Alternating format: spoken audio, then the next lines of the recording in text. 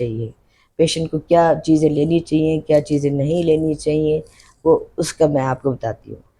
Pregnancy में 3 trimester होते हैं, first trimester, second trimester and third trimester. First trimester शुरू से लेके 16 वीक्स तक होता है, फिर 16 से 28 वीक्स तक सेकंड ट्राइमेस्टर होता है, थर्ड ट्राइमेस्टर 28 वीक्स लेके ऊपर तक जाता है, ठीक है। अब शुरू प्रेगनेंसी में पेशेंट जो सा है उसको वॉमिटिंग बहुत होती है।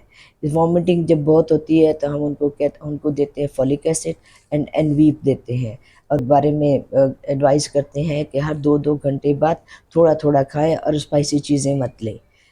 सुबह जब उठे बिस्किट ले, उसके बाद फिर वो क्या कहते हैं शी कैन स्टार्ट ईटिंग, लेकिन रात को सोने से पहले वो एनवीप ज़रूर ले लें।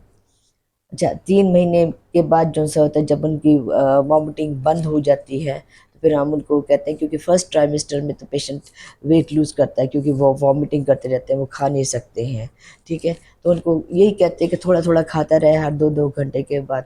अगर नहीं कर सकती तो फिर उनको हम लोग ड्रिप लगाते हैं, ऑनसेट की ड्रिप लगा देते हैं उनको, ताकि उनको वॉमिटिंग ना हो। तो ऑन एंड ऑफ पेशेंट्स काफ़ी सारे आते हैं हाइपरेमेसिस के साथ, उनको हम ड्रिप लगा देते हैं विद ग्रेविनेट या ऑनसेट के साथ। वो तो 1-2 हफ्ता चला लेते हैं और फिर दोबारा आ जाते हैं। अच्छा, ये तो हो गया फर्स्ट ट्राइमेस्टर। फर्स्ट ट्राइमेस्टर में थायराइड फंक्शन टेस्ट भी टेस्ट करने होते हैं, क्योंकि जब ज़्यादा वॉमिटिंग करते हैं तो जो पेशेंट जो है हाइपरथायराइडिज्म की तरफ चला जाता है। फिर उसका भी देखना होता है हमें कि उसकी ट्रीटमेंट की ज़रूरत है कि नहीं है।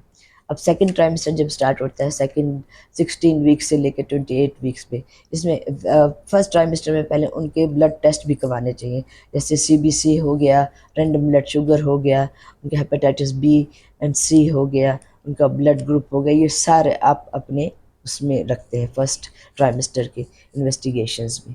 सेकंड ट्राइमेस्टर जब आता है तो 16 वीक से लेकर 28 वीक्स तक होता है। तो अब सेकंड ट्राइमेस्टर में हमने 20 वीक्स पे जो प्रेगनेंसी होती है उस पे देखना होता है नॉर्मली अल्ट्रासाउंड। उसमें देखना होता है कि कोई बच्चे को कोई एबनॉर्मलिटी तो नहीं है, बाद में कंटिन्यू ना हो सके, तो उसके लिए हम उनको फिर टर्मिनेशन के लिए कह देते हैं। जब अगर प्रेगनेंसी इज़ ओके, कोई उसमें कोई वो नहीं है, तो हम उनको आयरन और कैल्शियम बेड डाल देते हैं, और उसके बाद उन्हें कहते हैं अपनी डाइट जो है वो ठीक रखें।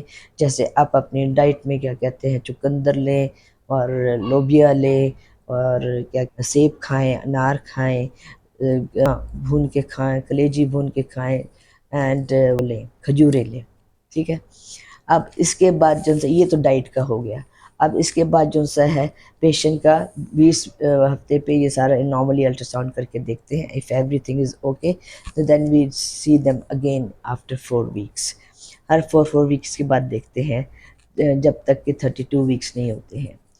अच्छा, अभी उसमें अब अगर कोई नॉर्मलिटी आती है तो फिर हम लोग, मतलब कोई प्रॉब्लम होता है या कुछ होता है, तो हमको दोबारा देख लेते हैं।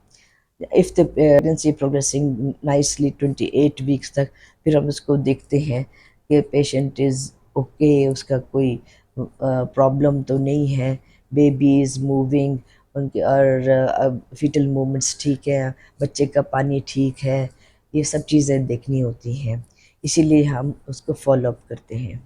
उसके बाद जब हम आफ्टर 4 वीक्स, जब तक 28 वीक्स के बाद 32 वीक्स पे देखते हैं, तो उस पे जो-सा है हम उनका फिर दोबारा से एक ब्लड टेस्ट वगैरह करते हैं, रैंडम शुगर और सीबीसी एंड यूरिन आरई करते हैं।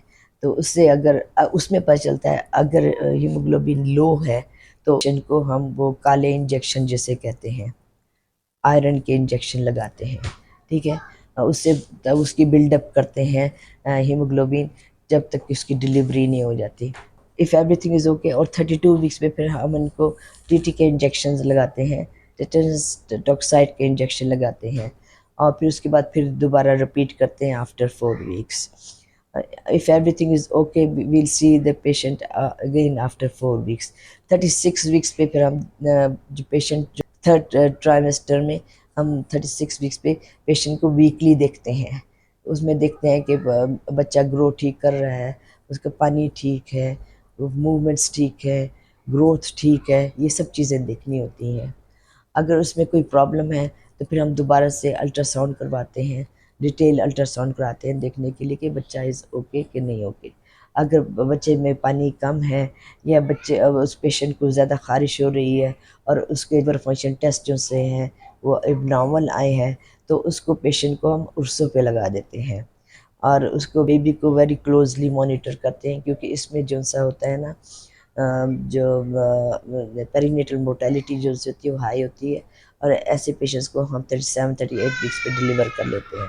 अगर पेशेंट इस टाइम पे पता चले कि पेशेंट के पानी कम है, तो ओलिगोहाइड्रमनिस है, तो उस पेशेंट को फिर हम क्या कहते हैं, देखते हैं कि क्या कॉज़ है, कि ब्लड प्रेशर उसका ज़्यादा है या कुछ और कॉज़ है जिसकी वजह से बच्चा ग्रो भी नहीं कर रहा और पानी भी कम है। इसे IUGR कहते हैं, इंट्रायूट्राइन रिस्ट्रिक्शन इन यूट्रस।